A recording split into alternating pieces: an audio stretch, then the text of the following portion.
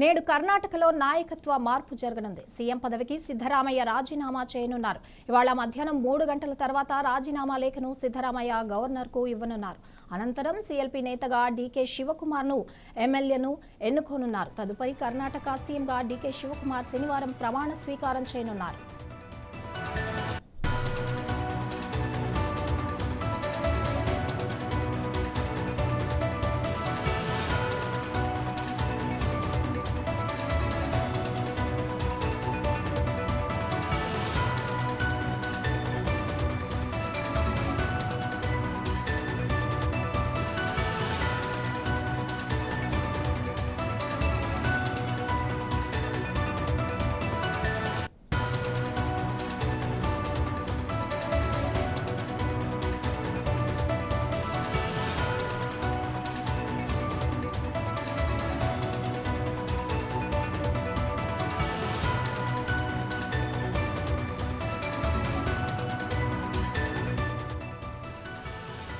నేడు కర్ణాటకలో నాయకత్వ మార్పు జరగనుంది. సీఎం పదవికి సిద్ధరామయ్య రాజీనామా చేయనున్నారు. ఇవాళ మధ్యాహ్నం 3 గంటల తర్వాత రాజీనామా లేఖను సిద్ధరామయ్య గవర్నర్కు ఇవ్వనున్నారు. అనంతరం సీఎల్పీ నేతగా డీకే శివకుమార్ను ఎమ్మెల్యేలు ఎన్నుకోనున్నారు. తదుపరి కర్ణాటక సీఎంగా డీకే శివకుమార్ శనివారం ప్రమాణ స్వీకారం చేయనున్నారు.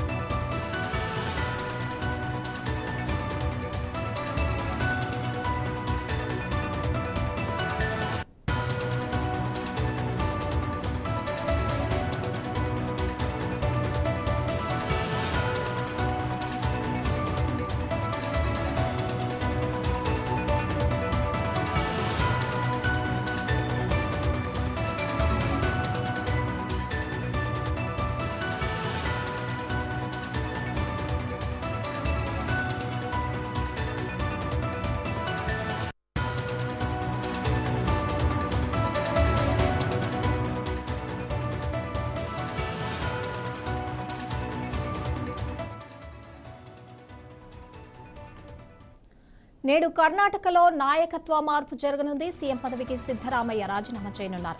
ఇవాళ మధ్యాహ్నం 3 గంటల తర్వాత రాజీనామా లేఖను సిద్ధరామయ్య గవర్నర్కు ఇవ్వనున్నారు. అనంతరం సీఎల్పీ నేతగా డీకే శివకుమార్ను ఎమ్మెల్యేలు ఎన్నుకోనున్నారు. తదుపరి కర్ణాటక సీఎంగా డీకే శివకుమార్ శనివారం ప్రమాణ స్వీకారం చేయనున్నారు.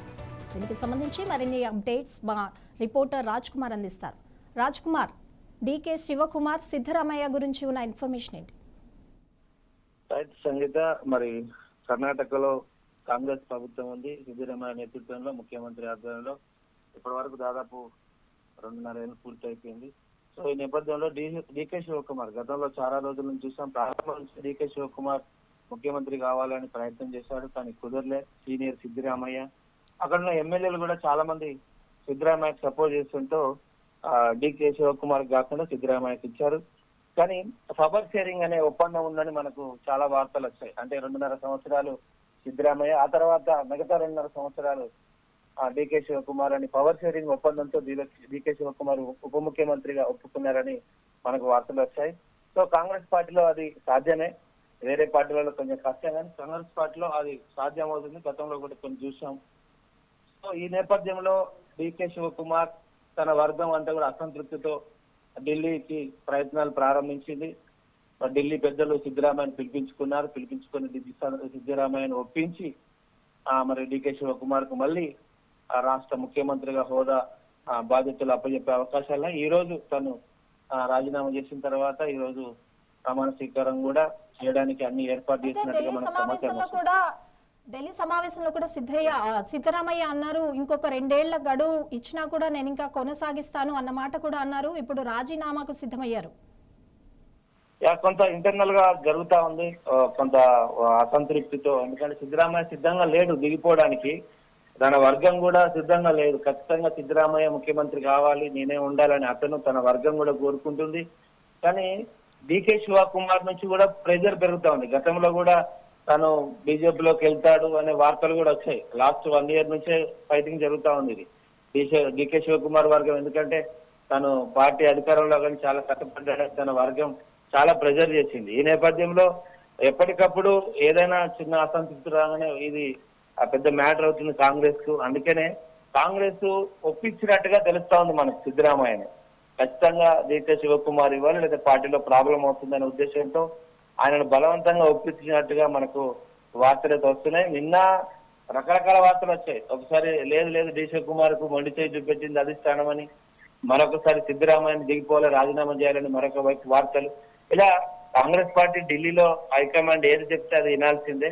కాబట్టి ఆ సిద్ధరామయ్య ఏదనుకున్నా హైకమాండ్ ఏదైతే ఉందో అది చెప్పినట్టే వినాల్సిన పరిస్థితి వస్తుంది.